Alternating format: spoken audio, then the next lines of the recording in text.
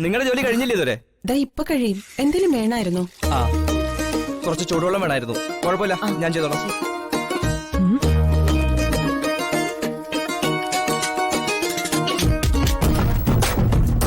തനിക്ക് ചൂടുവെള്ളം വേണമെങ്കിൽ ഞങ്ങൾ പുറത്തോണ്ട് വന്ന് തരൂലേ? താനെന്തിനാ ഇങ്ങോട്ട് വന്നേ? അതും വീടിനകത്തൂടെ. അല്ല, നിങ്ങൾക്ക് ബുദ്ധിമുട്ടുണ്ടാക്കണ്ടെന്ന് കരുതി. ഞങ്ങളുടെ ബുദ്ധിമുട്ട് താൻ ആലോചിക്കണ്ട. താനേ കാർ ഓടിച്ചാ മതി. അടുക്കള ഭരണം ഏറ്റെടുക്കണ്ട. ദേ ചന്ദ്രാമേ, ഒരു കാര്യം ഞാൻ പറഞ്ഞേക്കാം. ഒരു ഡ്രൈവർക്കും ഈ വീട്ടിൽ ഇത്രയും സ്വാതന്ത്ര്യം കൊടുക്കരുത്. ദേ ചന്ദ്രാമേ, ഇങ്ങനെ അമിത സ്വാതന്ത്ര്യം കൊടുത്ത് അവസാനം കൈ കിട്ടുന്നതൊക്കെ എടുത്തോണ്ട് ഇവന്മാരെ പോലുള്ളവര് മുങ്ങിയാലേ പിന്നെ പറഞ്ഞിട്ട് കാര്യമില്ല.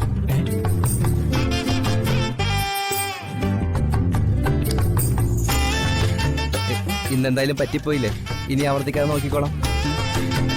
ഓ ആയിക്കോട്ടെ.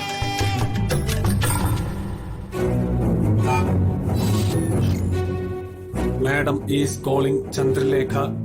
മാഡം ഈസ് കോളിംഗ് ചന്ദ്രലേഖ.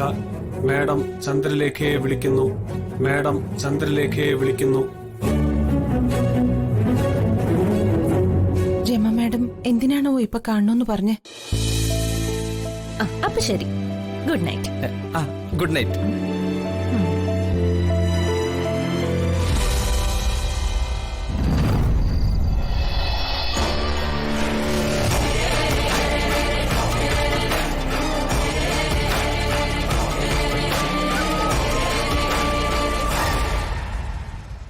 മോളെ, പൗർണമി ദിവസം ദേവിയുടെ അനുഗ്രഹത്താൽ മണിമാലയിൽ നിന്നും ഒരു പച്ച വെളിച്ചം വരുമെന്ന് പറഞ്ഞത് ഓർക്കുന്നുണ്ടോ? അത് മോളിതുവരെ കണ്ടിട്ടില്ലല്ലോ? ഇല്ല. മോളെ, മോള് കണ്ണടച്ച് മന്ത്രം ചൊല്ല്, എന്നിട്ട് ആ പെട്ടി തുറക്ക്, അപ്പൊ കാണാം.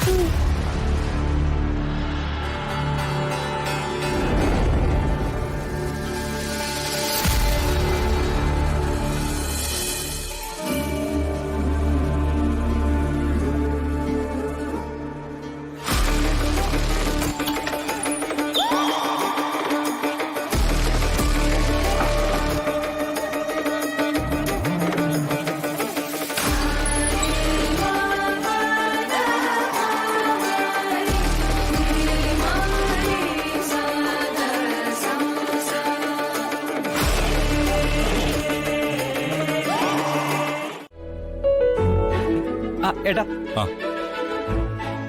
അമ്മയെ ചെന്ന് കാണാൻ പറഞ്ഞിട്ട് കണ്ടായിരുന്നോ? കണ്ടല്ലോ. അമ്മയുടെ അച്ഛന്റെയും 13th വെഡിങ് ആനിവേഴ്സറി വരുമല്ലേ, അതിനെക്കുറിച്ച് സംസാരിക്കാനായിരുന്നു. അത് നല്ലപോലെ ആഘോഷിക്കണമെന്നാ അമ്മ പറയുന്നേ. അമ്മയുടെ ആഗ്രഹം എന്തായാലും നടക്കട്ടെ ഏട്ടാ. ഏട്ടാ, പിന്നെ ഈ ഫുഡിന്റെ മറ്റു കാര്യങ്ങളൊക്കെ ഞാൻ ചെയ്തോളാം.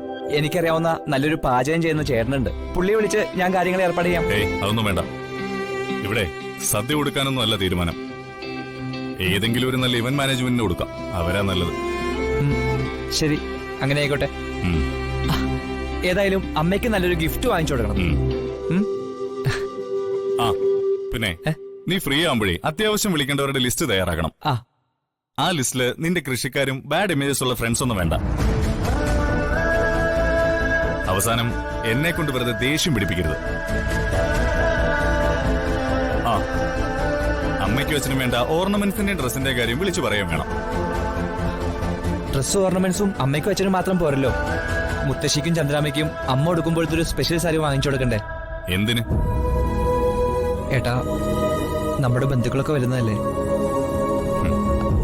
അവർക്കും ആഗ്രഹം കാണില്ലേ? മുത്തശ്ശിയുടെ കാര്യം ഓക്കെ, അവരുടെ കാര്യം നീ നോക്കണ്ട. നിന്നോടെ പല ആവർത്തി പറഞ്ഞ മടുത്തൊരു കാര്യം ഞാൻ വീണ്ടും പറയാം. നാട്ടുകാരോടുള്ള നിന്റെ സിമ്പതി അങ്ങ് നിർത്തിയേക്കണം.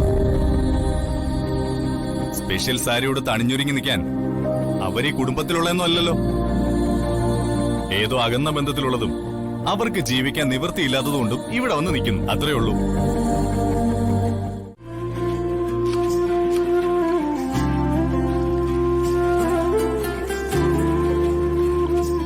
വിവാഹ വാർഷികത്തിന്റെ എല്ലാ കാര്യങ്ങളും മാഡം എന്നെ ഏൽപ്പിച്ചപ്പോ തൊട്ട് ടെൻഷനായി എനിക്ക്. എന്തെങ്കിലും കുറവുണ്ടായാ എന്റെ കാര്യം പോക്ക. അതിപ്പോ എല്ലാം കൃത്യമായിട്ട് ചെയ്താലും എന്തെങ്കിലും കുറ്റം അവര് കണ്ടുപിടിക്കും. എന്തായാലും മാഡം പറഞ്ഞതെല്ലാം ചെയ്തല്ലേ പറ്റൂ. അല്ല, ചന്ദ്രാമ്മയുടെ വിവാഹം കഴിഞ്ഞതല്ലേ?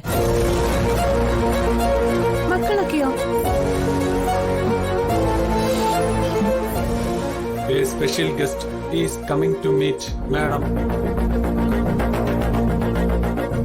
മാഡത്തിനെ കാണുവാൻ ഒരു വിശിഷ്ട വ്യക്തി വരുന്നുണ്ട്.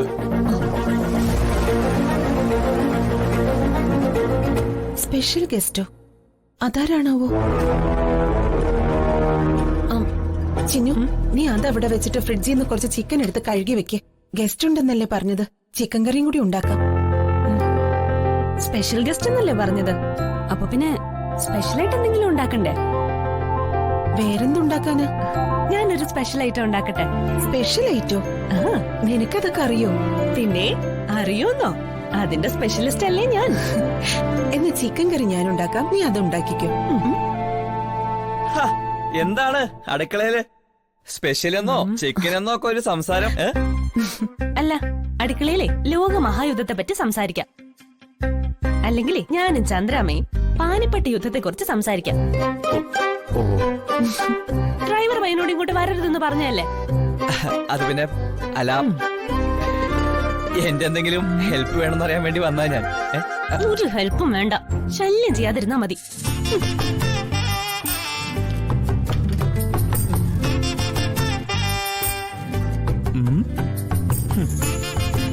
ചന്ദ്രാമേ,